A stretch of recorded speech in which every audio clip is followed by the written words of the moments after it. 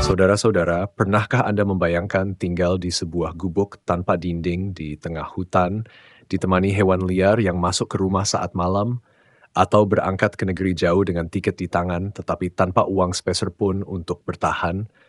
Itulah sedikit dari perjalanan saya yang penuh dengan keajaiban doa dan keyakinan.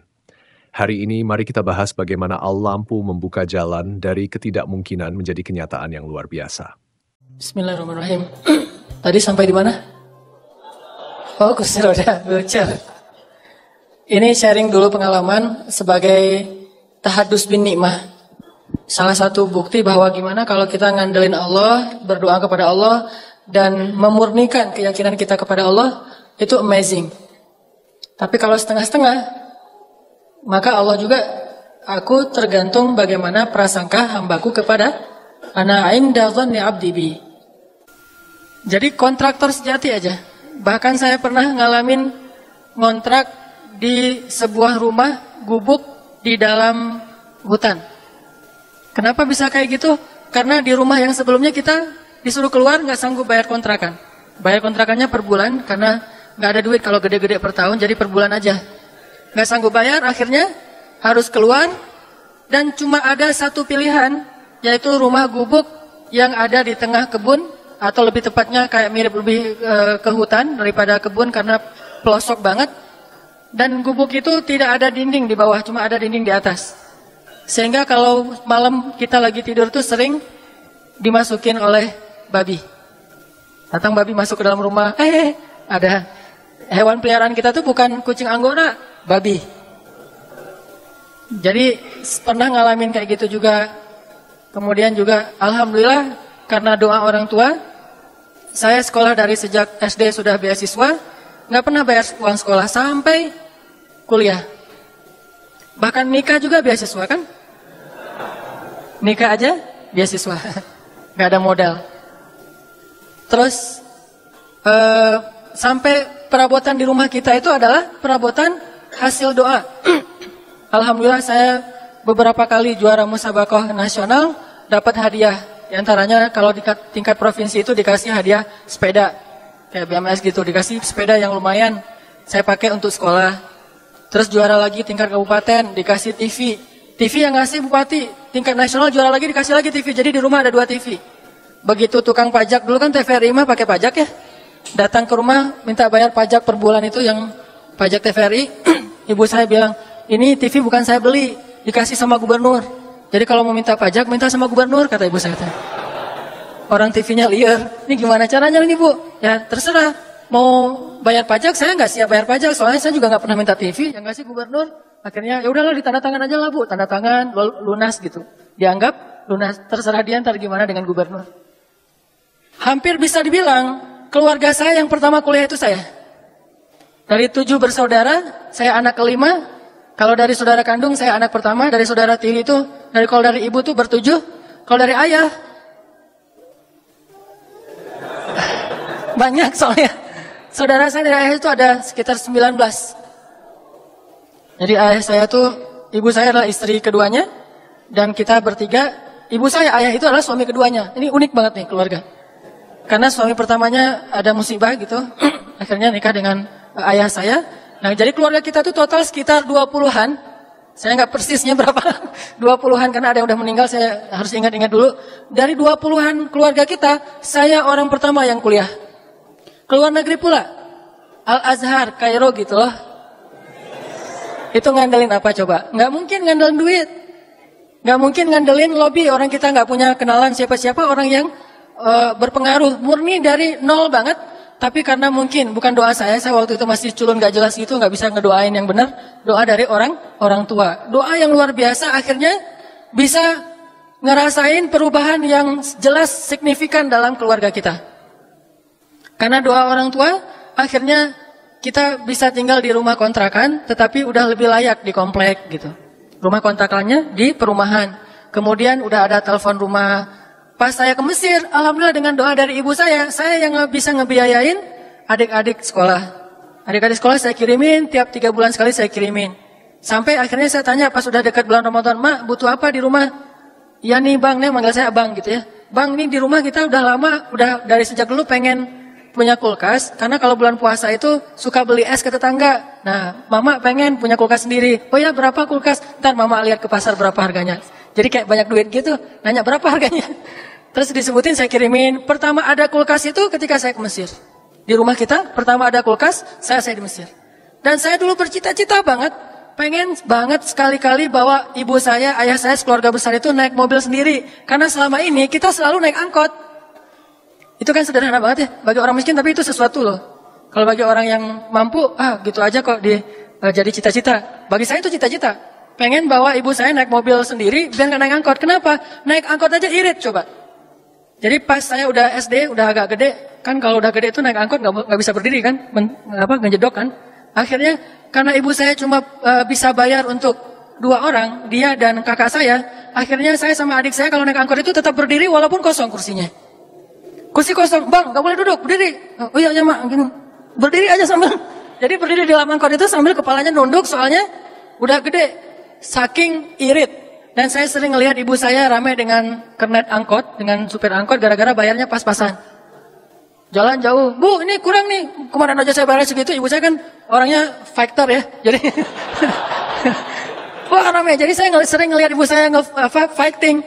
Dulu saya di Mesir itu suka ramai sama supir atau apa ke bawah, sampai di Indonesia juga, di Bandung dulu suka ramai sama supir angkot, kemana-mana di mobil bawa kayak apa, alat gitu deh, takutnya kalau ada apa-apa keluarin gitu. Alhamdulillah nggak pernah dikeluarin, untung nggak dikeluarin ya. Kalau dikeluarin, mungkin saya bawa itu, dia bawa pistol atau bawa mungkin lebih dahsyat lagi, geng gitu. Untungnya saya nggak kepancing. Artinya saya sering ngelihat ibu saya ramai. Terus kalau kita di acara kayak pasar malam gitu ya, kan di acara suka ada kayak karnaval, plus malamnya ada pasar malam. Kalau ke pasar malam, ibu saya nggak jatah. Kamu mau beli es krim atau bakso? Pilih salah satunya. Kalau udah makan bakso, nggak boleh lagi es krim. Kalau es krim berarti nggak ada bakso. Itu lama ngahulengnya loh. Mikir, bakso apa es krim ya? Mikir gitu. Akhirnya udah bakso aja deh. Ya udah bakso gitu. Mang bakso gitu. Udah beli bakso, haus, bawa air mama. Kemana-mana bawa air supaya nggak beli es krim lagi. Dan saya pernah ngelihat gimana ayah saya tuh jalan kaki gara-gara uangnya habis di pasar malam. Akhirnya kita naik angkot, ayah saya jalan kaki. Dari kondisi kayak gitu bisa kuliah ke Mesir, kayaknya bukan mimpi aja nggak berani. Keluarga kita nggak berani bermimpi anaknya bisa kuliah aja tuh susah gitu, apalagi keluar negeri. Tapi alhamdulillah dengan doa ada aja jalan. Mungkin skenario Allah dibuat biar lebih ilmiah, karena Allah sebetulnya bisa aja nggak ilmiah, cuma dibuat biar kita paham pakai jalur ilmiah, biar kita ngerti nih. Kalau kita dikasih yang nggak ilmiah kan kadang-kadang kaget terus jadi pingsan sendiri kan. Tiba-tiba dapat duit segepok gitu kan pingsan. Allah buat caranya ilmiah biar kita nggak pingsan. Ilmiahnya gimana? Dari kecil dikasih nikmat, bisa juara musabaqah, sering juara musabaqah. Pas udah sampai di Mesir, udah nggak juara lagi. Kenapa? Udah nggak butuh soalnya. Allah kasih lewat jalan yang lain. Dari juara-juara musabaqah, saya bisa nabung. Alhamdulillah kita bisa beli tanah. Bisa beli tanah, kemudian pas saya mau ke Mesir, tanahnya jual, susah jualnya karena nggak bisa jual dalam waktu dekat. Sedangkan saya waktu itu belum dapat beasiswa di Al-Azhar, tapi saya kekeh banget pengen ke Mesir. Saya pernah ceritakan, saya sampai hampir putus asa bilang ke Ustadz saya kayaknya nggak jadi kuliah ke Mesir, di Indonesia aja. Kata Ustadz saya, kenapa?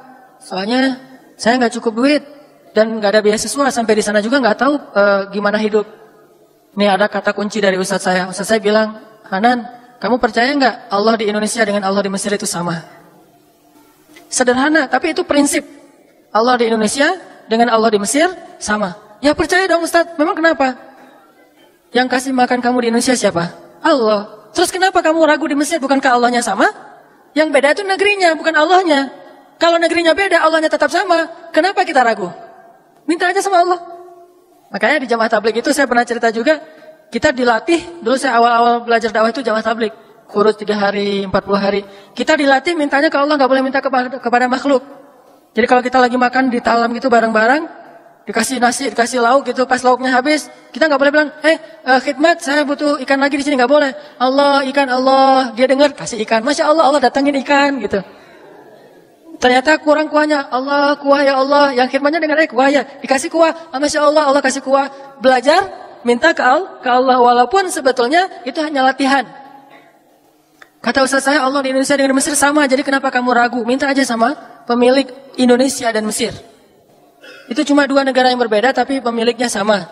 Sama kayak kita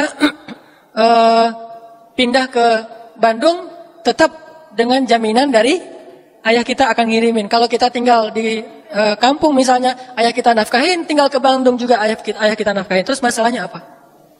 Dan ayah kita kaya lagi, jadi nggak ada masalah buat dia berapapun yang kita butuhkan. Yang masalah kalau ayah kita udah nggak mau nafkahin. Mulai sekarang kalau kamu keluar dari Banda Aceh, kamu bukan anak saya lagi. Itu baru masalah tuh. Tapi kalau, nak nggak apa-apa kamu ke Mesir, nak nggak apa-apa kamu ke Jakarta, ke Bandung, terserah kamu. Ayah akan nafkahin seberapapun yang kamu butuhkan. Kan aman tuh. Karena ayahnya sama. Tapi kalau ayahnya udah beda, ayahnya berubah gitu. Kenapa ayahnya beda? Ternyata ada broken home gitu. Ayahnya cerai sama ibu kita, terus ayahnya hilang aja nggak tahu kemana, nggak mau lagi menafkahi. Nah, ini baru kita bikin galau tuh. Jadi Ustaz saya bilang sederhana, Allahnya sama. Kalau kamu di sini bisa makan, di sana juga bisa makan. Oh gitu Ustaz. Kamu di sini punya keluarga nggak? Punya. Kenapa di Mesir tidak punya keluarga? Bukankah Allahnya sama yang mendatangkan keluarga untukmu? Alam yajidka yatiman fa'awa. Gitu kan ayatnya? Alam yajidka yatiman fa'awa wa wajadaka dhallan fahada wa wajadaka 'ailan fa'aghna. Ya Muhammad, kenapa kamu khawatir? Bukankah dulu kamu itu anak yatim, lalu aku beri kepadamu keluarga? Dulu kamu itu adalah orang yang bingung, tidak tahu kemana arah untuk hidup, aku beri kamu petunjuk. Dulu kamu dalam keadaan tidak punya apa-apa, aku berikan segalanya. Diberikan istri yang solehah dan kaya raya. Alam yajidka yatiman fa'awa, wa wajadaka dhallan fahada, wa wajadaka 'ailan fa'aghna. Lalu kenapa kamu ragu? Itu buat saya mantap. Oh gitu ya, ternyata modalnya bukan duit, tapi Allah. Kalau mau minta, bukan kepada makhluk, tapi minta kepada Allah. Makhluk hanya cara buat Allah untuk supaya kita faham. Kalau dikasih nggak lewat makhluk, takutnya kita nggak ngerti, malah jadi suzon. Tiba-tiba dapat duit banyak, kita malah nggak bersyukur kepada Allah karena nggak ngerti dari mana asalnya. Akhirnya Allah buat ilmiah. Saya punya duit cuma 10 juta, dan itu habis untuk biaya travel, untuk biaya tiket. Tapi karena saya punya Allah, ya udah, saya beli tiket ke Medan, naik Malaysia Airlines dari Medan ke Kuala Lumpur, Kuala Lumpur Beirut Lebanon, dari Beirut ke Kairo, naik pesawat Malaysia. Biayanya kurang lebih 10 juta. Dan saya nggak bawa uang sama sekali, 0. Tapi saya punya yang maha kaya, berangkat nih. Di Malaysia Airlines dikasih makan, wah nih makan semuanya. Sampai di Kuala Lumpur, di bandara Kuala Lumpur, semalaman kita muter-muter aja nggak makan. Saya sama teman-teman saya sebetulnya punya duit, cuma dia nggak enak kalau makan, saya nggak ikut. Akhirnya dia ikut lapar gara-gara saya. Kita makan yuk. Baru aja tadi makan di pesawat, ntar lagi juga di pesawat dikasih makan. Saya bilang gitu, padahal saya nggak bawa duit. Ya udah deh, kita tunggu aja di pesawat. Akhirnya namanya juga mahasiswa kan irit nih.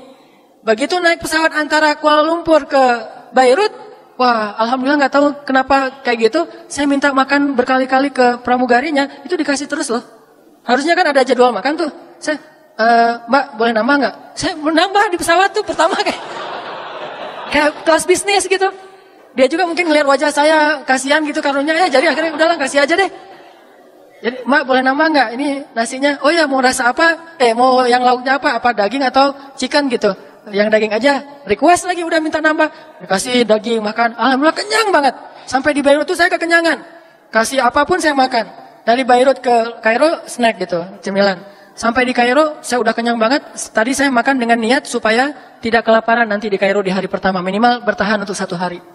Ternyata baru keluar bandara, langsung diajak kakak-kakak kelas untuk makan kambing Kairo. Saya nyesel, kenapa semalam saya udah kenyang duluan.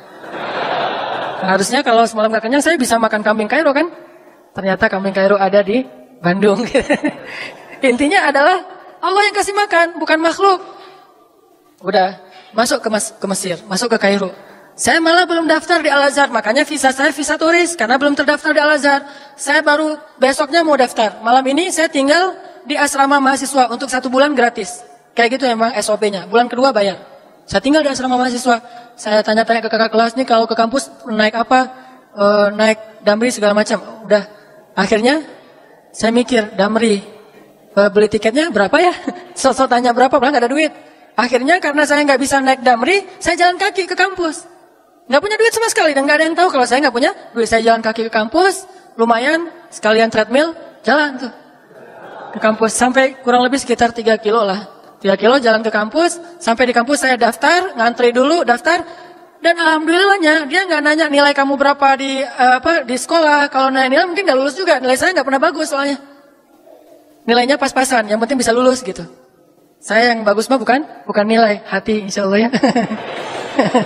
Pakai doa aja, nggak ngadain nilai gitu. Nilainya biasa-biasa aja. Nah akhirnya dia nggak nanya nilai, dia nanya kamu bisa ngaji nggak? Bisa. Oh ya udah, coba kamu ngaji. Saya ngaji, pas saya ngaji sebaik mungkin yang saya bisa. Alhamdulillah dia baper nih yang dengerin saya ngaji. Dia nangis tiba-tiba, saya juga heran. Kenapa ini orang nangis? Alhamdulillah ternyata kena di hati dia. Masya Allah kata dia. Jarang ada orang Indonesia yang ngaji buat saya terkesan. Oh, Masya Allah kamu masuk aja. Langsung ditandatangan oleh TU, oleh juru yang ngetesnya. Bisa masuk ke Al-Azhar. Dan begitu masuk saya langsung dikasih prioritas untuk dapat beasiswa. Padahal cuma ngaji doang. Kayak gitu skenario Allah. Coba kalau saya mau ngetes ini kamu dulu matematika, aduh Al-Azhar ada matematikanya. Tentu nggak dites matematika dan nggak mungkin juga soalnya Al-Azhar bukan Oxford gitu. Akhirnya saya disuruh ngaji, alhamdulillah lulus ngaji, kasih prioritas dapat beasiswa. Bulan kedua langsung cair beasiswanya. Bulan pertama kan masih makan ditanggung Persatuan Mahasiswa Indonesia Kairo. Langsung cair beasiswa dan waktu itu saya biar nggak tahu nih, takutnya nggak dapat, walaupun udah ada jadi prioritas, takutnya nggak dapat. Saya ngetes beasiswa di beberapa tempat. Ada yang di Badan Wakaf, ada yang di Al-Azhar, ada di lembaga apa. Ternyata saya dapat beasiswa 3 tempat. Teman-teman yang datangnya mengandalkan orang tua, nggak dapat beasiswa sama sekali, tetap dikirimin tiap bulan oleh orang tuanya. Saya 3 tempat beasiswanya, makanya saya punya rumah 3. 1 asrama, karena kalau dapat beasiswa wajib masuk asrama. 1 lagi saya tinggal di pelosok Mesir, pengen tahu suasana kondisi masyarakat Mesir. 1 lagi saya tinggal dekat Sungai Nil, di apartemen yang elit. Gak tahu diri ya? Kalau lagi ujian, kan saya sering bilang kalau lagi ujian, saya nggak mau tidur di apartemen. Saya tidurnya di hotel. Makannya di kafe. Sehari makan di kafe 3 kali. Tapi bukan mengandalkan beasiswa. Alhamdulillah setelah 1 tahun di Mesir, saya jadi menguasai daerah itu. Saya bikin bisnis-bisnis, usaha-usaha kecil. Mulai dari manajer keliling, jual dolar gitu ke anak-anak. Lu anak baru ya? Beli dolar dari gua. Anak-anak baru, iya ya kak, beli gitu ya. Jadi pakai senioritas, bisa jualan dolar gitu. Udah gitu, bisa jual bakso. Kalau ada event anak-anak mahasiswa Malaysia itu by the way ada 8.000 mahasiswa di Mesir. Dan itu market bisnis yang lumayan. Wah 8.000, Indonesia 3.000. Jadi 11.000 mahasiswa itu market bisnis luar biasa. Saya bikin bakso Manghanan gitu ya. Gak ada mereknya tapi. Yang bikin bukan saya, teman saya. Saya gak bisa apa-apa, cuma bisa jualan. Teman saya bikin bakso, saya jualin. Dan saya jualnya pakai mood. Kalau orangnya kayaknya nih keren nih, saya kasih banyak. Kalau orangnya kayaknya ngeselin, saya kasih sedikit. Kalau cewek yang beli, banyak tuh ngasihnya. Datang cewek kayaknya, wah nih solehah banget, ini ceweknya nih. Siapa tahu bisa jadi gitu kan. Nanam dulu lah, nanti menuainya 3 tahun lagi. Ternyata dia lupa, ngasih gitu. Kalau dulu bahasanya ustazah di Mesir tuh siapapun dipanggil ustazah walaupun mahasiswa. Kalau di sini brosis gitu kan. Neng gitu, Neng, nih baksonya dapat 12. Yang lain standarnya 6 butir bakso, ini mah 12. 2 kali lipat. Dia nggak nanya-nanya, dia bilang ke temannya, oh enak tuh bakso di situ, sekalian kasih 12. Datang lagi, loh kok saya 6, kok kamu 12? Rame, saya nyumput aja udah. Tapi alhamdulillah, walaupun jualan baksonya pakai mood, nggak pakai SOP yang sama, untungnya lumayan. Dari keuntungan bakso itu bikin lagi bisnis catering, sampai alhamdulillah kalau musim haji berangkat haji jadi guide, jadi kuli, jadi joki Hajar Aswad. Joki Hajar Aswad. Yang sekarang ramai-ramai di TV Joki Hajar Aswad, kalau saya nonton acara gitu saya senyum-senyum aja. Saya dulu juga gitulah. Bu mau cium Hajar Aswad, saya bantuin gitu. Cuman nggak pernah matok berapa yang dia kasih. Minimal $100 lah ya. Ada yang saya sampai pernah banget nih ngandelin doa banget ya di Mekah. Saya mau baru haji yang pertama dan waktu itu ngutang hajinya. Rata-rata mahasiswa itu kalau haji itu ngutang. Dengan harapan nanti pas pulang bisa balik modal dan bayar utang. Nah, saya ngutang $500 untuk berhaji. Pas sampai di sana, saya beli wheelchair, beli kursi roda. Saya beli kursi roda, itu modal buat narik tuh. Jadi kita jadi supir kursi roda. Bersaing dengan teman-teman yang udah lama di Mekah sama anak-anak Arab. Beli kursi roda, saya muter-muter aja di dekat Ka'bah, kok nggak ada yang sakit ya, nggak ada yang cacat gitu, nggak ada yang lemah. Kalau musim haji kan banyak orang sakit, tapi waktu itu hajinya tuh haji fit banget nih. Aduh, kok nggak ada yang sakit? Saya mau ngedoain supaya ada yang sakit, nggak enak gitu. Masa saya doa, ya Allah, mudah-mudahan ada yang sakit tahun ini banyak gitu. Nggak mungkin kan doa kayak gitu, jadi menzalimi orang lain. Udah di nanti kursi rodanya kita bahas setelah salat isya insya Allah ya. Kita salat isya dulu. Bismillahirrahmanirrahim. Tadi sampai di mana? Oh, kursi roda, wheelchair. Ini sharing dulu pengalaman sebagai tahadus bin nikmah. Salah satu bukti bahwa gimana kalau kita ngandelin Allah, berdoa kepada Allah, dan memurnikan keyakinan kita kepada Allah, itu amazing. Tapi kalau setengah-setengah, maka Allah juga, aku tergantung bagaimana prasangka hambaku kepada ana inda dhanni abdi bi. Jadi saya ngutang dulu $500 buat haji dengan target nanti bisa nutupin dengan sedikit ada kerjaan di Saudi. Saya beli kursi roda, muter-muter dekat Ka'bah gitu, nyari-nyari orang yang sakit. Jadi kayak ikan hiu nyari mangsa gitu. Kalau ada yang kira-kira jalannya, Bu, capek mau saya dorongin gitu. Jadi ternyata, oh enggak apa-apa deh, masih kuat kok. Oh iya Bu, enggak apa-apa. Udah jalan terus. Sampai akhirnya udah 3 hari saya muter-muter, saya belum dapat orang sakit. Belum dapat pasien. Udah 3 hari. Dan 3 hari itu saya hanya minum air zam-zam saja. Minumnya air zam-zam. Dan alhamdulillah itu keajaiban air zam-zam itu minum tapi bisa ngenyengin. Nggak harus makan. Saya tidur di masjid, bawa baju nggak terlalu banyak. Begitu nanti pengen mandi di toilet Masjidil Haram di bawah yang bagus. Saya mandi terus naik lagi ke atas tidur, minum air zam-zam. Terus saya kayak gitu selama 3 hari. Setelah 3 hari, saya terus berharap nggak mungkin lah Allah membiarkan saya kayak gini. Saya yakin aja sama Allah. Cuman kalau misalnya Allah belum mengabulkan di hari pertama, kedua, dan ketiga, mungkin memang Allah pengen lihat kesabaran saya. Wah, bangga aja Allah lihat kesabaran saya. Insya Allah saya sabar. Sabar nih. Hari keempat, alhamdulillah, dari kejauhan saya ngelihat ada ibu-ibu sama anak gadis. Bukan sakit, kayak bingung gitu arahnya nih kemana nih. Kayak orang kesasar. Kan di Mekah mah banyak orang kesasar. Sampai ada tuh seorang pilot pesawat tempur kalau nggak salah. Tapi udah kayaknya udah pensiun. Beliau pernah kesasar di Mekah, terus kita tolongin, kita arahin ke maktab namanya, ke asrama beliau, ke hotel. Beliau bilang gini, Dek, Masya Allah ya, Subhanallah, benar, kita nggak boleh sombong ya kalau di sini, kata beliau. Kenapa Pak? Saya itu nggak mau ikut rombongan, saya mau jalan sendiri, padahal ini haji pertama buat saya. Karena saya mikir, saya di udara aja nggak kesasar, di tengah hutan aja ditaruh saya nggak kesasar, masa saya di kota kecil kayak gini kesasar, saya ngomong gitu. Jadi saya nggak mau ikut pembimbing, nggak mau ikut rombongan. Saya yakin bisa pulang sendiri. Jadi saya tinggalin rombongan. Ternyata benar, saya muter-muter nggak tahu di mana rumah saya, kesasar. Jadi nggak boleh sombong. Ada ibu-ibu kayak kesasar gitu, saya samperin. Dan nggak ada niat sama sekali mikir nih, jangan siapa tahu sakit mau didorong, nggak ada sama sekali. Justru gara-gara kayak gitu Allah kasih, Bu, mau kemana? Ini Dek, saya kesasar mau pulang, cuman nggak sampai-sampai udah muter-muter balik lagi ke masjid.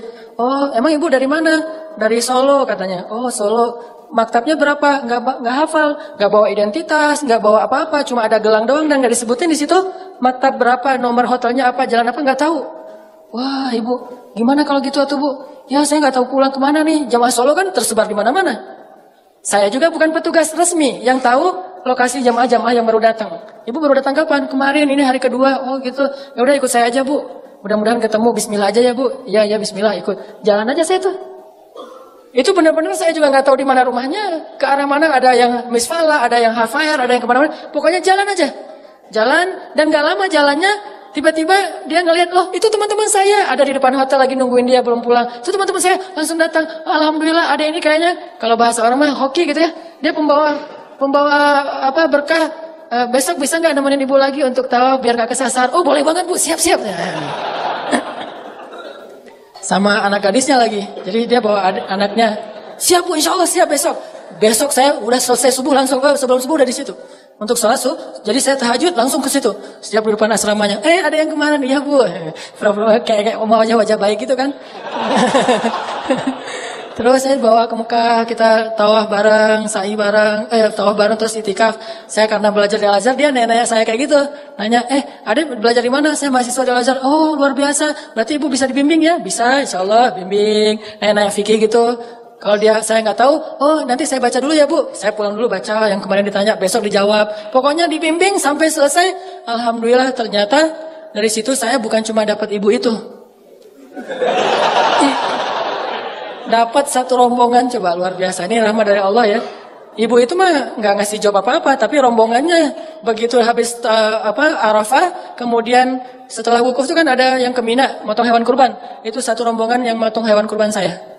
Itu dikasih sama ketua rombongan. Dek, bisa nggak nolongin kita untuk motong hewan kurban? Oh bisa pak. Sama ada yang dam juga, yang hajinya tamat itu kan harus bayar dam. Akhirnya saya pergi ke tempat pemotongan hewan kurban, makanya saya tahu tentang gimana motong hewan kurban onta itu kayak gimana. Akhirnya saya datang sana, tawar-menawar dengan pemilik hewan kurbannya, sekitar berapa puluh ekor. Balik lagi, dari situ, alhamdulillah saya bisa beli kulkas, biayain adik-adik sekolah, segala macam. Itu luar biasa. Dan kita nggak ngasih harga yang terlalu tinggi, standar di sana aja, dan udah ada deal-dealan biasa dengan orang yang punya peternakan. Alhamdulillah dari situ saya bisa jual lagi kursi roda, balik modal, terus pulang ke Kairo. Nih, alhamdulillah bisa bertahan 1 tahun ke depan. Makanya 1 tahun ke depan jadi nggak ada bisnis. Udah direkap pas lagi haji. Jadi setahun saya santai-santai aja. Sehari makan di restoran 3 kali, sarapan restoran, ini restoran lagi. Alhamdulillah. Dan itu bukti bahwa kalau misalnya kita ngadain Allah itu luar biasa. Saya pernah juga haji backpacker. Kalau pas lagi di Mina, tidurnya di trotoar dekat tempat pelemparan jemarat, tidur di situ. Pas lagi di Arafah, kita tidur juga di jalan. Makanya, alhamdulillah, saya waktu itu banyak bersyukur karena dibantu oleh Bin Laden. Tapi bukan Usama ya. Keluarga Bin Laden. Di Mekah itu Bin Laden ini salah satu perusahaan besar di Arab Saudi yang paling dermawan untuk memberikan khidmat kepada jamaah haji. Jadi dia punya kayak satu kontainer gede gitu, isinya apa? Daging yang udah matang, udah dimasak. Dilempar-lemparin. Rata-rata yang dapat bantuan kayak gitu tuh jamaah dari Afrika sama India. Cuma kita doang yang paling putih di situ. Orang Indonesia paling putih karena semuanya orang Afrika. Kita ikut bareng, lemparin, dapat 2 bungkus daging onta gitu. Daging onta kan bagus banget untuk kesehatan dan energi ya. Jadi saya dapat daging onta 2, makan, mahasiswa gitu. Allah kasih luar biasa. Baru nanti kerja lagi, ngangkut tempat tidur dari lantai 1 ke lantai 10 yang pernah saya cerita sebelumnya. Ada satu pelajaran yang saya dapat dari perjalanan hidup saya kayak gitu. Sampai akhirnya saya bisa pulang ke Indonesia, tinggal di Bandung, dan Allah mudahkan segala urusan hidup saya. Satu aja pelajarannya. Kalau kita mau ditolong oleh Allah dengan cara ajaib, tunjukkan keyakinan kita dalam kondisi-kondisi yang ajaib, yang sulit. Justru saat itu Allah akan menunjukkan pertolongan-pertolongan yang ajaib. Kalau kondisinya biasa-biasa aja, maka Allah akan menolong kita juga biasa-biasa aja. Dan tipsnya, kadang-kadang kita harus nekat sedikit. Karena hanya dengan sedikit nekat, kita bisa belajar tawakal. Kalau semuanya harus dihitung logis, kapan kita akan belajar tawakal? Ini kayaknya kurang logis nih. Memang kita butuh hitung-hitungan logis, ilmiah butuh. Cuman sedikit nekat itu dibutuhkan juga. Harus dikombin nih. Logika, iman, nekat. Logika, hitung-hitungan ilmiah. Iman, yang penting kita melakukannya tidak melanggar syariat. Nekat, disitulah bab tawakal. Kalau udah sesuai dengan hitungan-hitungan ilmiah, kemudian juga kita tidak melanggar hukum Allah, sedikit berspekulasi, dalam bahasa lain adalah nekat, di situ kita akan ngerasain the power of KPP. Itu baru dapat power of KPP. Dengan kita sedikit nekat, kita akan tahu, oh saya mah nggak bisa ngandelin siapa-siapa kalau gini, cuma bisa ngandelin Allah Subhanahu Wa Taala. Begitu kita sekali berhasil mengandalkan Allah dan pasti berhasil, maka kita akan semakin yakin untuk terus mengandalkan Allah next. Dalam next kasus, next time, kita pasti akan lebih yakin untuk ngandelin Allah. Makanya saya hampir bisa dibilang agak nggak terlalu gampang galau kalau urusan pemeliharaan Allah. Nggak punya duit, nggak galau sama sekali. Saya pernah cerita juga di Kairo kalau lagi nggak punya duit, makanya minum air putih sama kurma yang udah berjamur gitu. Kurma yang udah agak-agak udah lama gitu, udah lebih dari setahun udah berjamur dan udah keras, ditaruh di air, direndam, kalau udah agak lembut baru dimakan. Tapi kalau lagi ada duit tadi sehari 3 kali di restoran. Nggak punya manajemen. Baru ada manajemen pas udah nikah. Cie. Jadi ini yang saya bilang the power of doa. Doa itu luar biasa, bisa benar-benar bisa break the impossible. Sampai saya berada di Bandung ini juga impossible. Dulu bagi saya Bandung itu kota yang nggak mungkin saya akan tinggal di sana. Saya awal-awal datang ke Bandung, belum punya kerjaan sama sekali. Saya berdiri di sebuah tower. Saya naik ke sebuah tower di kota Bandung, terus saya bicara sendiri. Saya butuh waktu 5 tahun ya Allah, ingin bisa menjadi seseorang yang bermanfaat di kota ini. Kenapa saya naik ke tower? Bukan karena lebih dekat ke Allah. Karena kalau mau lebih dekat ke Allah, jangan naik ke tower. Sujud serendah-rendahnya. Makin rendah, makin dekat. Saya naik ke tower tuh cuma pengen menikmati kota Bandung. Melihat kota Bandung, wah Masya Allah, saya 5 tahun lagi nih harus menjadi seseorang yang bermanfaat di kota Bandung ini. Alhamdulillah setelah 5 tahun, Allah kasih kemudahan yang luar biasa. Dan hampir bisa dibilang, saya datang ke Bandung juga nggak punya modal sama sekali. The power of kepepet. Di situ belajar tawakal kepada Allah. Ya Allah, saya ini datang ke sini karena ingin beramal soleh, karena saya ingin lebih taat kepadamu, saya ingin berdakwah. Tapi saya nggak mau jadi guru tetap, Allah. Masih ada requestnya juga. Allah, saya kalau bisa jangan jadi guru tetap ya. Saya orangnya karena susah diatur, senangnya loncat sana loncat sini. Jadi kalau bisa yang bebas-bebas saja ya Allah. Gitu. Akhirnya diundang, alhamdulillah ngajar. Yang dulu saya pernah cerita, saya disuruh ngajar ceramah. Saya ceramah nggak bisa.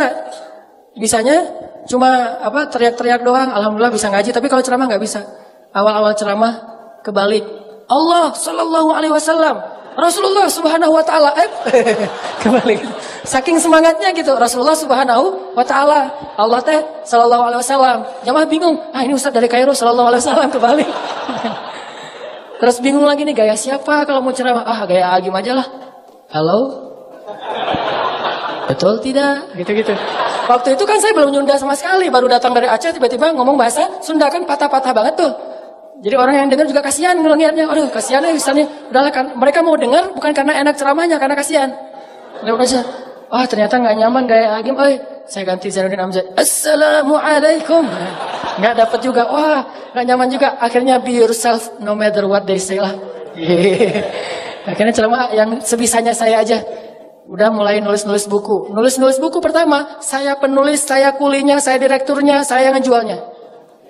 Saya nulis buku, judulnya Tadabbur Al-Quran. Terus saya kirim ke Sumatera, ke Kalimantan, ke teman-teman Kairo yang udah pulang. Ngirim pakai bus, terus juga pakai beberapa paket yang ngirim keluar kota. Bawa pakai dus Marlboro gitu kan, buku kan berat tuh kalau pakai dus Marlboro. Saya angkat sendiri di Soekarno-Hatta. Ternyata itu penulis bukunya. Angkat buku. Nih saya mau ngirim ke buku apa nih? Buku tentang Tadabbur Al-Quran. Oh ya, siapa penulisnya? Hanan Attaqi gitu. Oh ya, padahal saya jualan di book fair. Kan ada book fair di Braga dulu tuh, Islamic book fair. Jualan, alhamdulillah dari percikan imannya Pak Amiruddin ngasih satu space buat saya display buku saya. Saya bikin X banner, saya bawa naik motor hujan-hujan pakai jas hujan gitu, turunin buku basah-basah, naruh disusun-susun. Setelah disusun-susun saya balik lagi ke toilet, ganti baju yang agak-agak keren gitu seolah-olah penulis, baru balik lagi. Saya udah pakai dasi gitu, udah penulis gitu kan. Pas orang datang, ini buku siapa? Ini wajahnya mirip. Jadi di cover buku itu wajah saya paling gede tuh. Tulisannya kecil, yang penting wajah saya. Biar orang kan lagi pencitraan, pengen terkenal, namanya juga pengen terkenal. Jadi wajahnya gede, judulnya kecil. Pas orang lihat ini buku siapa yang nulis? Mirip. Oh iya, ini penulisnya minta tanda tangan. Dari situ mulai banyak acara, udah gitu bikinlah beberapa lembaga. Dari situ saya mencoba, itu awal saya ngerasa feeling guilty kan. Kok saya belajar jauh-jauh cuma untuk ngajar-ngajar gini terus dibayar? Saya harus bikin dakwah yang saya nggak dibayar. Akhirnya setelah 7 tahun kayak gitu, Allah kasih ilham, muncullah Pemuda Hijrah. Dan saya merasa dengan Pemuda Hijrah ini hilang sedikit feeling guilty-nya. Karena bisa berdakwah yang tidak ada lagi orientasi-orientasi apapun selain pengen berkhidmat kepada agama Allah Subhanahu Wa Taala. Tapi itu perjalanan semuanya tidak akan terjadi kecuali dengan doa.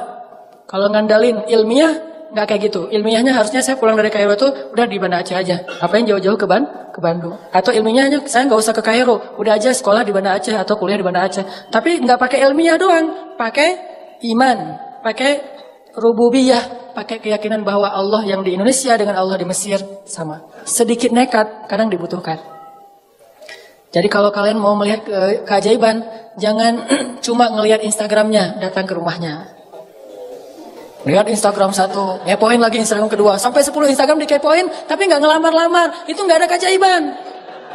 Mau ngeliat keajaiban? Ini rumahnya di mana? Udah aja di komen, Neng rumahnya di mana? Saya mau datang, udah aja kayak gitu. Tunggu aja keajaiban. Keajaiban apa? Di blok sama dia.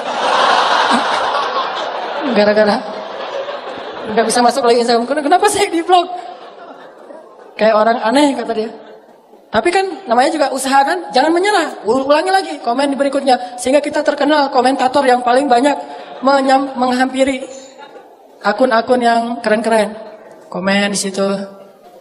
Sampai kalau perlu jangan setengah hati. Kecuali akhwat ya, kalau yang cewek mungkin banyak batasan. Yang di atas-atas sebetulnya nunggu keberanian teman-teman di bawah. Jangan. Jadi kalau nggak berani nekat itu berarti agak mentalnya tuh masih kurang.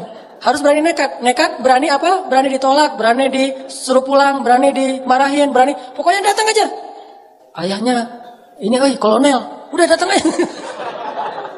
Pas datang kirain siapa, ternyata ayahnya ketua geng motor misalnya. Nggak apa-apa, bawa Kiki Briges tuh. Ki, temenin Ki, kemana? Mau ngelamar. Kalau bawa saya, karena ayahnya ternyata ketua geng motor. Oh ya udah bawa sama Kiki. Ternyata Kiki juga pernah, tapi gagal misalnya gitu. Misalnya, ya Ki, enggak, ininya contoh doang. Artinya, usaha aja, jangan setengah hati. Jadi baru disebut nekat itu kalau udah ngelakuin sesuatu, bukan nekat tapi cuma doa doang. Ya Allah, saya berharap bisa nikah tahun ini, tapi nggak nekat-nekat. Coba tunjukin dulu, karena nekat jadi tawakal. Nggak kena, nggak apa-apa.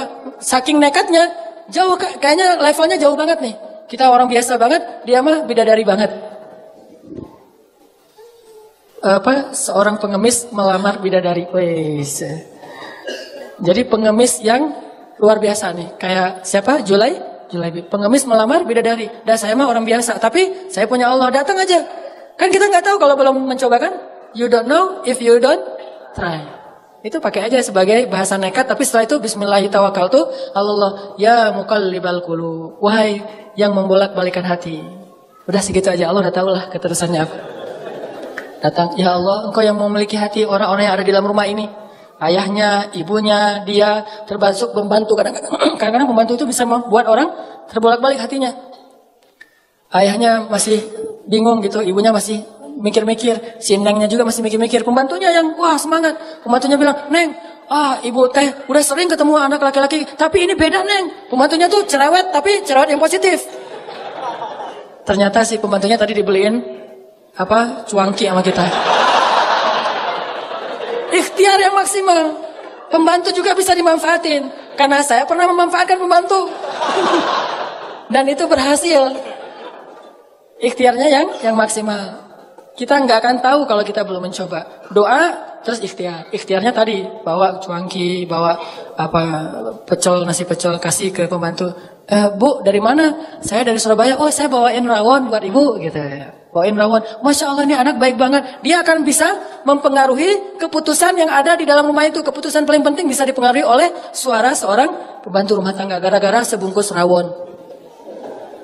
Itu ikhtiar dulu. Jangan udah belum apa-apa, saya mah kayaknya enggak ini. Laksanakan aja dulu. Ikhtiar kerja juga gitu, harus sedikit nekat. Karena dulu saya pernah bisnis beberapa usaha kecil-kecilan, bukan bisnis, usaha. Bisnis mah kayak gaya usaha lah. Usaha kecil-kecilan, bikin kayak cabang-cabang kios pulsa gitu. Itu berawal juga dengan kenekatan. Pokoknya saya mau bikin itu aja, jual beli mobil second juga dengan kenekatan. Properti kecil-kecilan cuma beli satu, benerin terus jual lagi. Semuanya lewat nekat, tapi tawakal sama Allah. Yang penting jangan bikin Allah kecewa. Itu aja. Kalau kita nggak bikin Allah kecewa, kita masih tetap bisa ngandelin Allah. Begitu kita ngecewain Allah, nggak bisa ngandelin apapun. Kalau kita mengandalkan Allah, maka Allah akan menggunakan segalanya untuk kebaikan kita. Kalau kita nggak bisa mengandalkan Allah, maka kita kehilangan segalanya. Sehingga ulama bilang, siapa yang mendapatkan Allah, dia mendapatkan segalanya. Siapa yang kehilangan Allah, dia kehilangan segalanya. Minta sama Allah. Wa idza sa'alaka 'ibadi anni fa inni qarib. Allah itu dekat sama hambanya. Ujibu da'watad da'i idza da'an. Aku mengijabah setiap permintaan orang-orang yang meminta kepadaku. Minta sama Allah. Ini semangat motivasi untuk berdoa dan berikhtiar dengan bumbu sedikit nekat. Baru kita akan melihat keajaiban. Banyak sekali dari pengalaman hidup saya itu nekat memang bikin keajaiban. Tapi dengan tawakal. Baru kita mengerti arti tawakal kalau kita udah agak sedikit nekat. Terus tips yang kedua dari pengalaman hidup yang mungkin jadi sharing juga buat teman-teman. Biar doa itu diijabah oleh Allah. Ini penting banget nih. Jangan pernah makan atau minum sesuatu yang Allah haramkan. Itu mutlak. Gimana pun kita teriak-teriak di depan pintu Ka'bah, kalau di dalam darah dan daging kita ini tumbuh atau mengalir makanan dan minuman yang Allah nggak ridhoi, suara kita itu mute, mute, nggak kedengaran. Di telepon kita telepon Allah, tapi teleponnya di silent, nggak kedengaran. Kenapa nggak kedengaran? Soalnya kita pakai opsi silent tadi, dan opsi silent itu gara-gara kita makan makanan yang haram atau syubhat. Jangan pernah menggadaikan doa-doa teman-teman dengan harta yang haram walaupun berlimpah. Jangan pernah menggadaikan. Karena kalau kita sudah sampai membuang kesempatan diijabah doa, kita nggak bisa ngapa-ngapain lagi walaupun kita punya dunia dan seisinya. Nih kalau pilihan ya, ada pekerjaan tapi syubhat atau haram. Cuman resikonya Allah nggak mengijabah lagi doa kita. Atau kita nggak mengambil pekerjaan itu, cuman nggak dapat keuntungan besar, tapi Allah mengijabah doa-doa kita. Kalau saya sangat yakin nggak perlu istikharah akan memilih, yang penting Allah mengijabah doa saya. Urusan yang lain terserah. Kalau Allah mengijabah doa saya, mau coba, mau apa aja, minta sama Allah pemilik segalanya. Tabarakalladzi biyadihil mulk, di tangan Allah segala kerajaan. Jadi jangan sampai Allah yang kita hilangkan, jangan sampai kita kehilangan tali dengan Allah Subhanahu Wa Taala. Dan salah satu penghilang tali hubungan dengan Allah itu makanan dan minuman yang haram. Makanya Nabi pernah mengisahkan ada seorang laki-laki Yahudi melakukan perjalanan. Di tengah jalan dia ngelihat ada orang yang lagi makan babi guling, barbecue, harum gitu. Tapi makanannya babi. Laki-laki Yahudi tadi nyamperin, terus bilang, boleh nggak saya minta satu potong ikan itu? Kata laki-laki Yahudi. Boleh nggak saya minta? Atini hadas samak. Beri saya sepotong dari ikan ini. Kata orang-orang, kamu kan penampilannya kayaknya orang Yahudi ya? Ya, bukankah orang Yahudi itu dilarang makan babi? Emang. Terus kenapa kamu minta makanan ini? Kata dia, yang minta babi siapa? Kan saya minta ikan. Kata orang Yahudi. Tapi nunjuknya ke arah babi. Itu namanya hilah. Mencari-cari celah untuk mengubah hukum yang haram menjadi halal. Salah satunya dengan mengganti nama.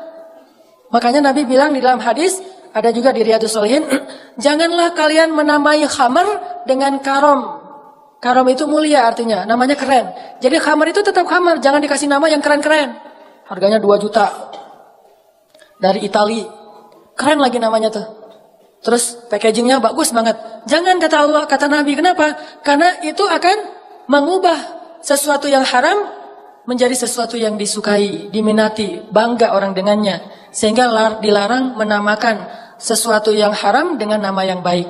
Begitu juga mengubah namanya menjadi nama seolah-olah dia halal. Orang Yahudi ini ngasih nama babi dengan kalimat samak, ikan. Atini hadas samak. Beri saya ikan ini. Kata orang-orang, ini kan nggak boleh untuk kamu orang Yahudi. Emang saya minta babi, saya kan minta ikan. Tapi nunjuknya ke arah babi. Akhirnya nggak mau berdebat, dikasihlah sepotong makanan babi. Dia dia makan, kemudian dia minum khamar. Udah selesai itu dia jalan. Dia jatuh di tengah perjalanan karena mabuk. Kemudian untanya hilang. Untanya membawa semua bekal-bekal dia. Terlunta-luntalah dia di tengah padang pasir. Ketika dia sadar, dia nggak punya apa-apa lagi. Waktu itu kemudian dia duduk. Lalu dia berdoa kepada Allah. Rabbi. Sampai di situ aja. Nabi kemudian ngasih komen terhadap hadisnya. Jadi Nabi menyampaikan ceritanya. Kemudian Nabi komen. Apa komen Nabi? Makaluhu haram. Malbasuhu haram. Mashrabuhu haram. Fa'anna yustajabu lidhalik. Makanannya haram. Minumannya haram. Kemudian tempat tinggal pakaiannya haram.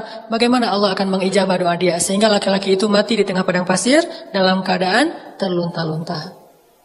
Datang lagi seorang sahabat namanya Sa'ad bin Abi Waqqas, datang kepada Rasulullah, "Ya Rasulullah, doakanlah saya supaya Allah mengijabah doa-doa saya. Karena saya berdoa itu Allah belum mengijabah saja. Saya mohon tawassul dari engkau ya Rasul, dengan wasilahmu semoga Allah mengijabah doa saya." Kata Nabi, "Ya Sa'ad, atib mat'amak." Wahai Sa'ad, bersihkanlah makananmu dari yang haram. Lalu saat kemudian membalikan semua keuntungan-keuntungan ribanya, dan dia tidak mau lagi makan riba sebagai seorang rentenir, kemudian akhirnya dia berdoa lagi, dan sejak saat itu saat terkenal sebagai seorang ahli diijabah dalam doa. Karena meninggalkan usaha-usaha yang tidak Allah ridhoi. Jadi kalau mau melihat keajaiban dalam doa, jangan pernah masukkan makanan dan minuman yang haram ke dalam tubuh kita. Mending kita lapar daripada kita memakan sesuatu yang Allah haramkan. Kecuali darurat. Kalau darurat boleh. Kan kaidah fikihnya, ad-darurah tubihul mahzurah. Yang darurat itu membolehkan yang tidak boleh. Kita kelaparan di tengah hutan. Gak ada makanan kecuali, maaf tadi babi misalnya. Maka boleh kita makan babi. Tapi jangan digulai, di sate, di segala macam. Ada yang di dendeng gitu ya. Disimpan, ada yang sampai dikalengin. Buat apa? Buat nanti kalau lapar lagi. Enggak, makan darurat itu hanya untuk menghilangkan rasa lapar yang sangat. Kalau udah hilang rasa lapar yang sangat, udah agak nyaman, udah tinggalkan itu. Begitu juga dalam urusan yang lain. Kalau kita darurat banget, boleh menggunakan harta yang haram, tapi sebatas menghilangkan unsur darurat kita saja. Anak sakit, gak punya uang sama sekali, minjam ke teman-teman, gak ada yang bisa nolong. Akhirnya terpaksa kita menggunakan sistem-sistem yang Allah gak ridhoi. Tapi sebatas untuk bisa membiayai pengobatan anak. Jangan ngutangnya 1 miliar, padahal pengobatannya 10 juta. Kenapa ada 990 jutaan? Karena itu buat tambahan modal. Nah ini bukan darurat namanya. Selama kita menjaga yang ini, Allah berjanji akan uji da'watad da'i. Aku akan mengijabah doa-doa kalian. Jangan pernah menggadaikan doa. Yang terakhir, kalau pengen doa kita diijabah oleh Allah, ijabahlah panggilan Allah. Falyastajibu li wal yu'minu bi la'allahum yarshudun. Penuhilah panggilan Allah dan berimanlah kepada Allah supaya kalian mendapat petunjuk. Jadi kalau kita mengijabah panggilan Allah, Allah mengijabah panggilan kita. Begitu Allah bilang, Allahu Akbar, Allahu Akbar, labbaika ya Rabbi. Ngomongnya gitu. Labbaika ya Rabbi, aku penuhi panggilanmu ya Allah. Datang buru-buru, wudu langsung datang ke masjid. Nanti begitu kita bilang, Allah ya Allah, labbaika ya abdi. Ada apa wahai hambaku? Allah buru-buru datang kepada kita. Seperti kita buru-buru datang kepada Allah, seperti itu juga Allah buru-buru datang kepada kita. Seperti kita berleha-leha atau menunda-nunda waktu untuk datang kepada Allah, seperti itu juga Allah menunda-nunda waktu untuk datang kepada kita ketika kita panggil. Ana inda dhanni abdi bi. Aku tergantung di mana hambaku. Fadhkuruni adzkurkum. Ingatlah aku ingat kalian. Jadi jangan salahin Allah kalau doa kita belum diijabah juga. Mungkin kita ketika Allah panggil juga nggak gitu-gitu amat. Sehingga Allah juga akan mengimbangi gimana perlakuan kita kepada Allah. Kenapa kayak gitu? Biar dengan cara kayak gitu kita menjadi lebih taat kepada Allah. Sebetulnya nggak ngimbangin sih. Allah tetap Rahman dan Rahim, cuman dalam bab itu doang. Di sisi yang lain, Allah tuh ngasih nikmat kepada kita tuh nggak ngelihat kita soleh apa enggak. Terus aja dikasih nikmat kan? Kita membangkang ke Allah, tetap dikasih hidup, dikasih bahagia, dikasih nafas dan seterusnya, tetap dikasih nikmat. Cuman dalam bab doa aja Allah mau ngimbangin kita. Jadi Allah tetap nggak akan zalim sama hambanya. Cuman dalam bab itu Allah nggak mau, kecuali melihat kita sungguh-sungguh kepada Allah. Begitu dengar, kadang-kadang, apalagi kadang-kadang kita datang ke masjidnya belum azan. Datang ke masjid untuk sholat subuh jam 11 malam. Udah langsung datang. Ngapain kamu jam 11 malam ke masjid? Pengen sholat subuh. Ini misalnya saking luar biasanya. Kayak siapa? Sa'id Ibnul Musayyib. 30 tahun mendengar azan di dalam masjid. Nggak pernah mendengar azan di luar masjid. Artinya sebelum azan udah masuk masjid. Kalau kita kayak gitu, Allah juga gitu. Kita baru mau mengatakan, udah dikabulkan. Kok bisa gitu ya Allah? Kan kita datang ke masjid sebelum azan. Kayak Nabi tuh baru membatin doang dalam hati, udah Allah kabulkan. Belum juga ngomong, ya Allah, udah datang langsung. Ada miss call gitu. Wah, ditunggu ya. Nanti kita wawancara kerjaan. Belum juga berdoa. Udah wawancara kerjaan. Belum juga ketemu ceweknya, tapi ceweknya yang nyamperin duluan. Ustadz, boleh nggak saya ta'arufan sama yang ikhwan yang itu? Oh, yang itu yang mana? Yang ini? Yang itu. Bukan ke sini, yang di belakang Ustadz. Oh, yang di belakang saya. Ya udah, nanti saya kenalin, kasih aja CV-nya. Ternyata yang nyamperin duluan, ceweknya ngasih CV duluan. Ini karena kita duluan datang kepada Allah sebelum Allah panggil. Udah sekali, begitu juga yang akhwat. Begitu Allah katakan, wahai hamba-hambaku, atau katakanlah kepada perempuan, tutuplah aurat-aurat mereka. Kalau kita ijabah panggilan Allah, Allah juga akan mengijabah panggilan kita. Sedikit nekat supaya belajar tawakal. Kemudian yang kedua, jangan campuri daging dan darah kita dengan makanan yang haram. Yang ketiga, ijabahlah panggilan Allah sehingga Allah mengijabah panggilan kita. Kalau udah bisa kayak gini, insya Allah teman-teman mudah dalam hidup. Mau kerjaan mudah, mau sekolah mudah, mau nikah mudah, mau punya anak mudah. Ya Allah, ya Rabbi, ya Ilahi. Andalkan Allah, jangan andalkan makhluk. Walaupun mustahil sekalipun. Jangan kita membatasi yakin kita kepada Allah hanya dengan kata-kata mungkin dan mustahil. Kalau gitu Allah hanya akan ngasih kepada kita hal-hal yang mungkin. Kalau kita masih yakin kepada Allah terhadap hal yang mustahil, Allah ngasih kepada kita yang impossible.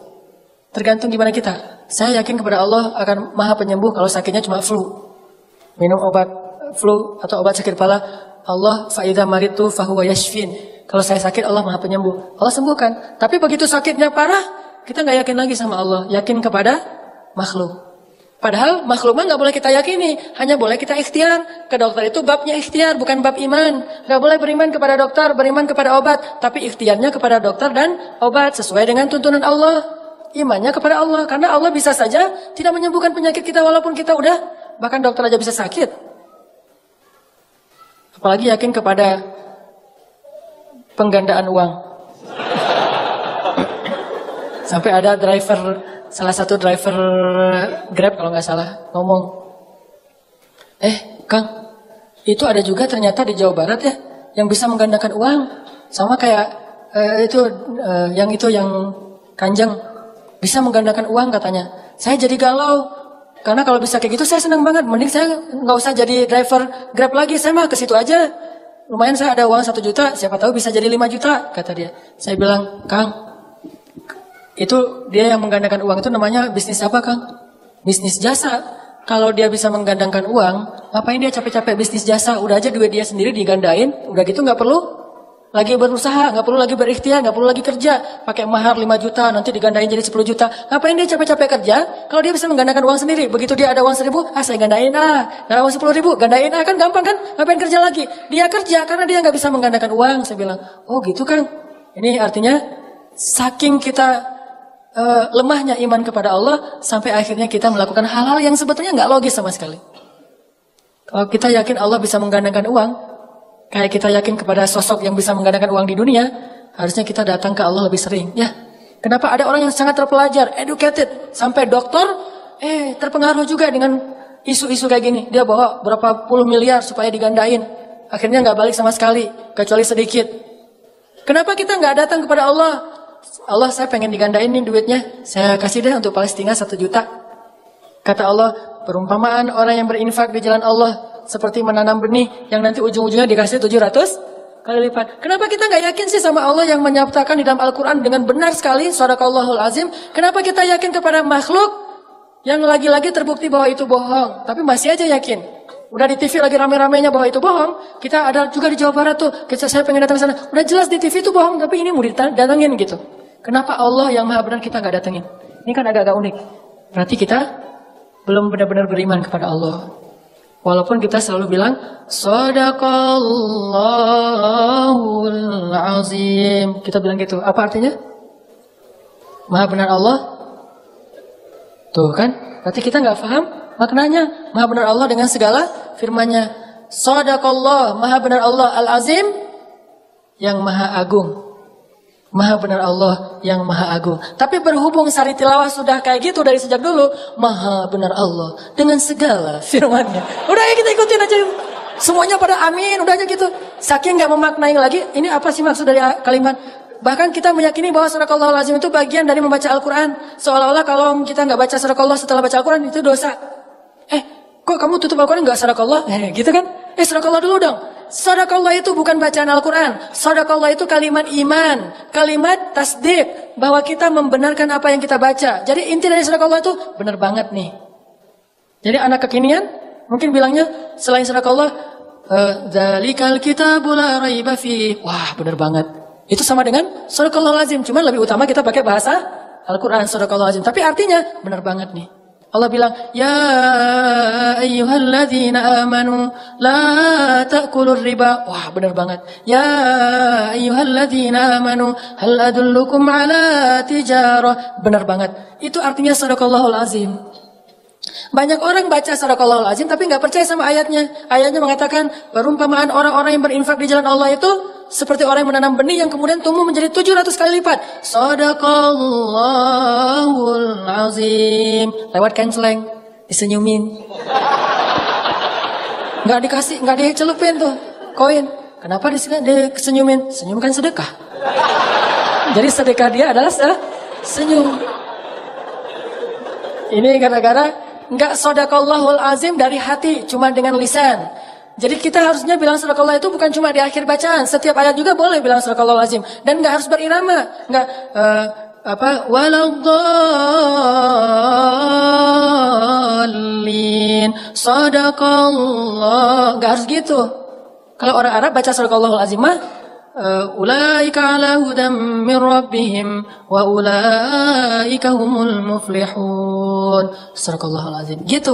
Itu kalimat pembenaran dari kita. Ini benar banget, ini benar banget. Akhirnya kita percaya apa yang Allah bilang benar banget, nggak ada yang salah. Rasulullah bilang, wa sadaqar rasul. Rasulullah benar, sadaqallahu wa rasuluh. Benarlah Allah dan Rasulnya. Hadza ma wa'adana Allah. Ini yang dijanjikan Allah dan sadaqallahu wa rasuluh. Tapi kalau sadaqallah cuma ritual, begitu kita ikut musabaqah lupa sadaqallah nggak jadi juara. Soalnya lupa sadaqallah. Itu pengalaman di musabaqah. Sampai lebih parah lagi kalau kita di musabaqah saking nggak paham, kita pakai irama ngaji itu pakai irama musik orang Mesir. Namanya Ummu Kulsum. Itu kalau di Indonesia mirip seperti penyanyi pop Indonesia yang lagi ngehit. Misalnya sebutlah Agnes Monica. Agnes apa sih namanya? Agnes ya, Agnes Monica. Maaf ya, saya mah nggak pernah ngepoin yang gitu-gitu. Si Agnes Monica kan lagi ngehit tuh untuk cewek-cewek. Nah, Agnes Monica untuk Mesir namanya Ummu Kulsum, Umi Kalsum. Saya ngaji nih di Indonesia. Gitu ya. Oh kok bagus ngajinya Hanan. Ya ini pakai iramanya Umi Kalsum. Karena saya nggak tahu kalau Umi Kalsum itu iramanya lagu-lagu pop biasa. Ya Habibi. Saya nyanyiin di dalam masjid. Artinya wahai kekasihku. Tapi nyanyinya di dalam masjid. Ifrah ya albi. Berbahagialah wahai kekasihku. Sampai ada lagu kenapa engkau tidak menjawab panggilanku? Aku nggak punya pulsa, gitu kan ya dulu ya iklannya mah. Itu saya nyanyikan ketika musabaqah di dalam masjid, seolah-olah itu irama. Jadi kalau ifrah ya albi, ya ayyuhalladzi, wah cocok nih. Ya habibi wa alamu, cocok nih kayaknya dibawa dari irama musik ke irama Al-Quran. Saya yakin banget dulu waktu musabaqah di Indonesia. Begitu saya ke Mesir, yang pertama saya cari adalah kaset Ummu Kulsum.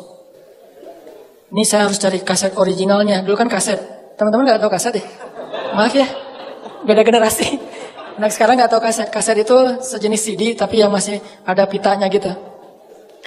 Gak ada zaman sekarang, maaf, baru lahir. Dan saya udah tua. Saya cari kaset originalnya Ummu Kulsum. Cari itu di toko buku Islam. Tafsir, hadis. Cari kaset Ummu Kulsum. Saya tanya ke si yang penjualnya, Mang, ada kaset Ummu Kulsum gak Mang? Mang manggilnya. Terus orang Mesir, kaset siapa? Ummu Kulsum. Maksud kamu Ummu Kulsum anaknya Nabi? Enggak, kaset yang ya Habibi gitu-gitu saya nyanyi. Dia heran. Orang Mesir heran. Saya kan orangnya agak-agak polos gak jelas gitu ya. Terus dia heran, ngapain kamu cari kaset itu di sini? Ini kan toko buku Islam. Lah itu kan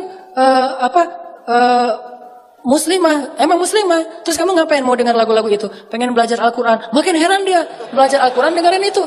Apa hubungannya ya? Dia jadi asa-asa nyambung gitu kan? Kamu belajar Al-Quran pakai Ummu Kulsum, hubungannya apa ya kata dia?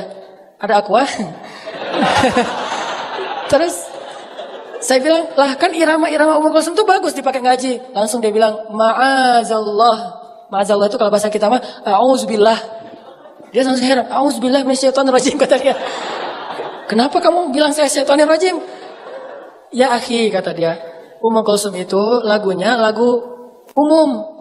Irama musik-musiknya, irama musik-musik yang cuma cinta-cintaan. ini bukan urusan fikih ya, tetapi itu bukan bacaan Al-Quran. Jadi kamu jangan belajar dari musik itu. Kalau musik mah musik aja, tapi jangan dipakai musik untuk baca Al-Quran. Oh gitu ya, saya baru ngerti. Astagfirullahaladzim, a'udzubillahi minasyaitonirrajim dong kalau gitu. Gara-gara saya salah paham, saking kita nggak menghayati apa yang kita baca. Akhirnya kita bawa Al-Quran, dicampur adukan, padahal Al-Quran aja, musik-musik aja, main-main aja. Sehingga kalau kita campur adukan, kalau di anak skate itu mirip-mirip dengan istilah why I don't skate. Dia bukan anak skate, tapi pakai baju Tracer misalnya ya. Bukan anak skate, tapi pakai DC gitu. Kena deh saya sendiri. Bukan anak skate, tapi pakai baju DC. Bukan anak pantai, misalnya pakai Rip Curl, tapi Rip Curl-nya yang paling gede tuh. Kalau perlu yang kelihatan dari jauh itu cuma Rip Curl, orangnya nggak kelihatan. Saking pengen diakui sebagai anak pantai, anak Quicksilver, anak apa? Kalau skate mah mungkin anak DC, atau kalau anak basket sebutlah mungkin Nike gitu-gitu. Karena dia memaksakan ini, kalau ternyata bukan kayak gini cara belajar Al-Quran. Baru saya kemudian belajar Al-Qurannya dengan tadabur, dengan hati. Ternyata baca Al-Quran yang paling tepat itu dengan hati, bukan dengan irama.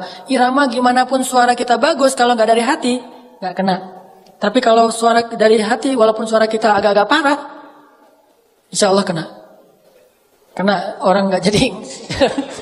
kena di hati orang insya Allah ya. Jadi Shadaqallahul Azim itu membenarkan. Kita sering bilang Shadaqallahul Azim, tapi ayatnya kita nggak beriman, sehingga kita nggak mengamalkan, nggak berdoa dengan ayat itu. Berarti Shadaqallahul Azim kita cuma di lisan saja. Yakin, saya yakin insya Allah, kalaupun nggak dibilang 100%, tapi saya sangat yakin yang membuat saya sampai tidak perlu galau lagi. Kalau ada masalah, saya bisa bilang ke Allah. Sebagaimana kata Umar, wahai diriku, kalau kamu punya masalah jangan bilang ya Allah saya punya masalah besar, tapi bilang wahai masalah saya punya Allah yang maha besar. Serahkan kepada Allah. La tahzan, innallaha ma'ana.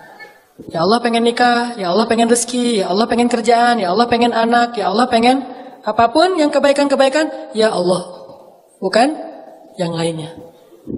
Kayak iklan TV kabel ya, ya Allah, bukan yang lain. Mudah-mudahan bermanfaat. Telat. Oke, kita tutup dengan sama-sama berdoa kepada Allah. Malam ini kita mau doa apa? Mas, doa cincin? Ya udah, doa cincin ya. Doa menyematkan cincin dan mengatakan akad dengan lancar, jangan pakai baca teks. Dan saya selalu menitipkan kepada teman-teman, jangan melupakan doa untuk saudara-saudara kita di Palestina, di Suriah. Karena kita nggak bisa nolong mereka banyak, setidaknya kita jangan juga udah nggak nolong, nggak doain pula. Plus yang pasti kita ngedoain bangsa kita Indonesia. Mudah-mudahan dianugerahkan kepada kita pemimpin-pemimpin yang beriman, yang soleh, dan juga diberikan kemakmuran kepada bangsa Indonesia. Supaya orang-orang yang sakit mampu berobat, orang-orang yang miskin bisa menyekolahkan anak-anak mereka. Allah berikan kepada kita pemimpin yang adil, rakyat yang sabar. Mudah-mudahan Allah berikan baldatun thayyibatun wa rabbun ghafur. A'udzu billahi minasyaitonir rajim. Bismillahirrahmanirrahim. Alhamdulillahi rabbil alamin. Ar-Rahmanir Rahim. مالك يوم الدين إياك نعبد وإياك نستعين إياك نعبد وإياك نستعين إياك نعبد وإياك نستعين إياك نعبد وإياك نستعين اهدنا الصراط المستقيم صراط الذين أنعمت عليهم غير المغضوب عليهم ولا الضالين اهدنا الصراط المستقيم اهدنا الصراط المستقيم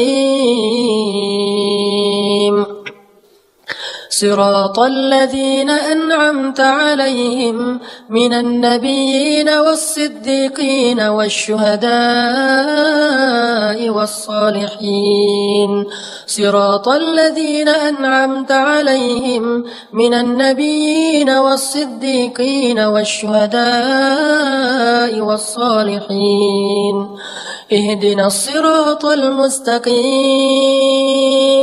يا هادي اهدنا الصراط المستقيم يا مقلب القلوب يا مقلب القلوب يا مقلب القلوب يا مقلب القلوب ثبت قلوبنا يا الله ثبت قلوبنا على دينك يا مصرف القلوب صرف قلوبنا إلى طاعتك اللهم اهد شباب المسلمين اللهم اهد شباب إندونيسيا اللهم اهد شباب إندونيسيا اللهم اجعلهم من الصالحين اللهم اغفر لهم ذنوبهم وتقبل منهم توبتهم يا غفار يا غفار يا تواب تب علينا يا تواب تب علينا توبة نصوحا Ya Allah ya Arhamar Rahimin, Engkaulah yang menggenggam hati setiap hamba-Mu ya Allah.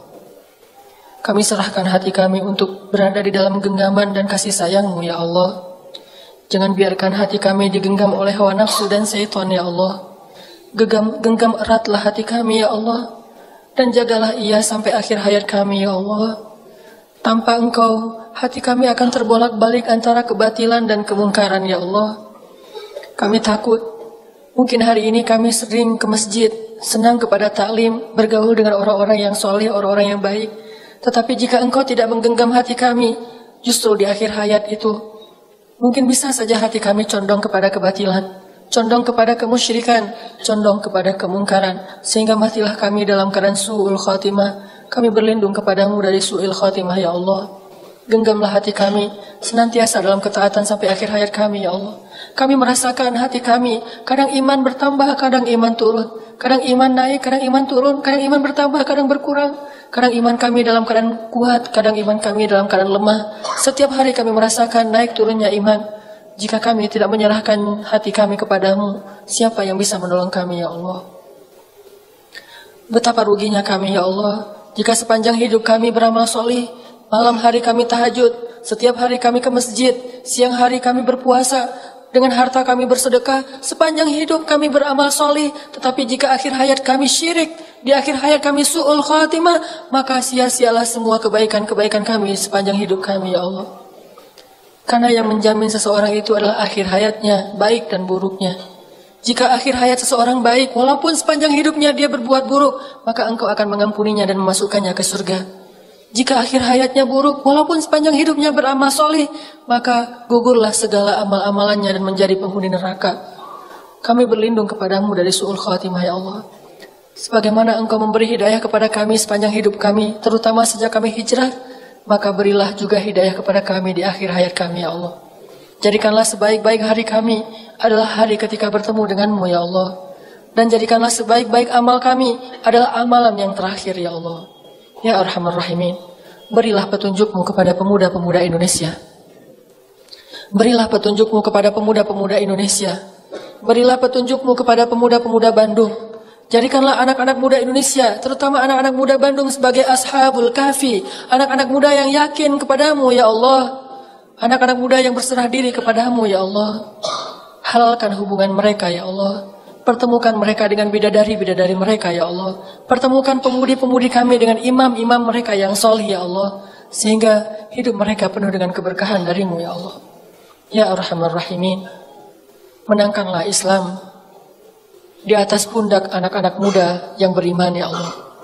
Wariskanlah bumi ini kepada hamba-hambamu yang beriman. Janganlah engkau timpakan musibah kepada kami, di mana bumi terwariskan kepada orang-orang yang kufur kepadamu, ya Allah. Ya Arhamar Rahimin, anugerahkanlah di antara anak-anak muda yang pada malam ini ikut taklim dimanapun mereka berada. Anak-anak muda yang rajin ke masjid, anugerahkanlah, jadikanlah mereka sebagai pemimpin-pemimpin Indonesia di masa yang akan datang, ya Allah. Jadikanlah mereka sebagai pengayom-pengayom umat di masa yang akan datang, ya Allah. Jadikanlah mereka sebagai pembela-pembela kaum muslimin di masa yang akan datang, ya Allah. Jauhkanlah mereka dari sifat munafik yang justru menyerang dan menghujat kaum muslimin dan agamanya. Rabbana atina fid dunya hasanah wa fil akhirati hasanah wa qina adzabannar. Subhanakallahumma wa bihamdika asyhadu an la ilaha illa anta astaghfiruka wa atubu ilaik. Assalamualaikum warahmatullahi wabarakatuh.